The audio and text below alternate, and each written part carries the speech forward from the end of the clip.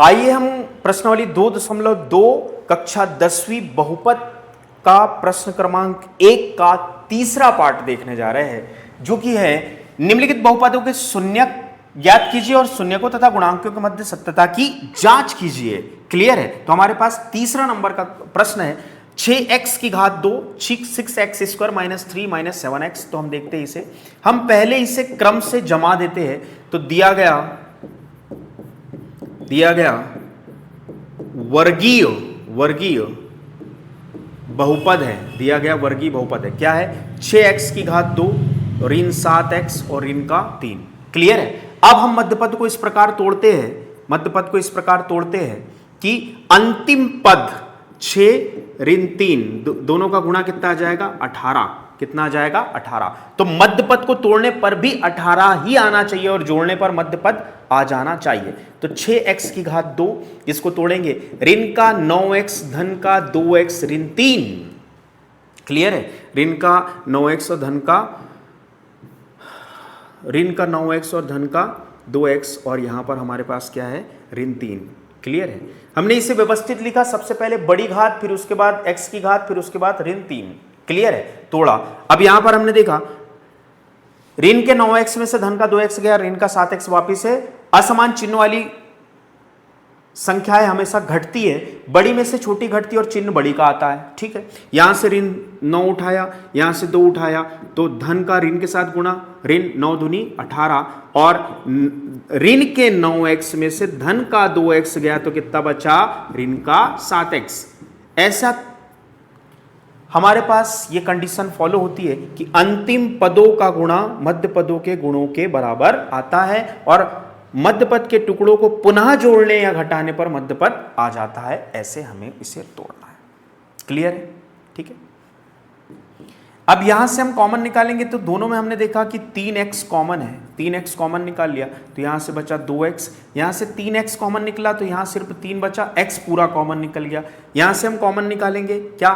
सिर्फ एक कॉमन निकाल सकते हैं यहां पर, क्योंकि दोनों में उभयनिष्ठ एक क्वांटिटी है, वो है 1। तो यहां से क्या बचा? 2x ऋण 3। क्लियर है? अब हमने 2x ऋण 3 2x ऋण 3 दोनों में से उभयनिष्ठ निकाल लिया तो हमारे पास बचा 3x धन 1। तो हमने देखा था इसके पहले क्वेश्चन में भी कि एक बार 2x ऋण 3 को बराबर लेते हैं 0 के और एक बार 3x धन 1 को 0 के बराबर लेंगे। तो यहां से हमारे पास आ जाएगा क्या? यहां से हमारे पास आ जाएगा कि 2x बराबरी से ऋण का 3 उस साइड में जाके धन का 3 हो गया, तो x बराबरी से 3/2, x बराबरी से 3/2। ये वास्तव में अल्फा है, ये वास्तव में क्या है? अल्फा। तो हमारे पास यहाँ अल्फा की वैल्यू मिल गई 3/2। कितनी मिल गई? 3/2। ठीक है? यहाँ देखा हमने तो 3x बराबरी से हो गया ऋण का 1, तो x बराबरी से हो गया ऋण 1/3 गुणे का भाग में। ठीक है? और धन का ऋण में, तो ये बीटा का मान हमारे पास आ गया ऋण 1/3। क्लियर है? मध्य पद को ऐसे तोड़ा कि अंतिम पदों का गुणा मध्य पदों के गुणों के बराबर आ जाए, मध्य पद को पुनः जोड़ने या घटाने पर मध्य पद प्राप्त हो जाए। फिर हम उभयनिष्ठ निकालते हैं, यहां से 3x कॉमन निकला तो 2x बचा, 6 में से 2 निकला और यहां पर 1 कॉमन निकला तो हमारे पास ये बचा 2x ऋण 3 2x ऋण 3 दोनों में से उभयनिष्ठ निकाला तो 3x धन 1 बचा और ये हमारे पास अल्फा और बीटा की वैल्यू आ गई। अब अभिष्ट संबंध क्या देखेंगे हम? अब अभिष्ट संबंध क्या देखेंगे? अभिष्ट संबंध। ठीक है? तो हमारे पास दिया गया बहुपद है 6x की घात 2 ऋण 7x धन 3। इसकी तुलना करेंगे ax square plus bx plus c से। तो a की जगह हमारे पास आया कितना? 6, b की जगह हमारे पास आया ऋण 7 और c की जगह हमारे पास आया 3। c की जगह हमारे पास आया 3। क्लियर है? अभिष्ट संबंध क्या है?